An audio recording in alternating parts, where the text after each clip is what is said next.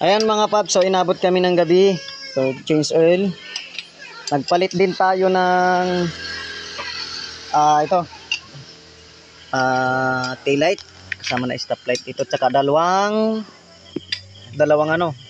placer. Sa likod lang lahat yan mga paps. Ngayon okay na siya. So hindi gumagana yung kanyang kaliwa. So nag-jumper tayo. Pwede ba malaglag itong tornilyo na ito? Oh, pwede lang. At nakatok na yun. Nahuhulog. Yan. Ito yung jumper natin para dito sa placer dito. Ngayon okay na siya. Ang battery nga lang niya ilubat. Kaya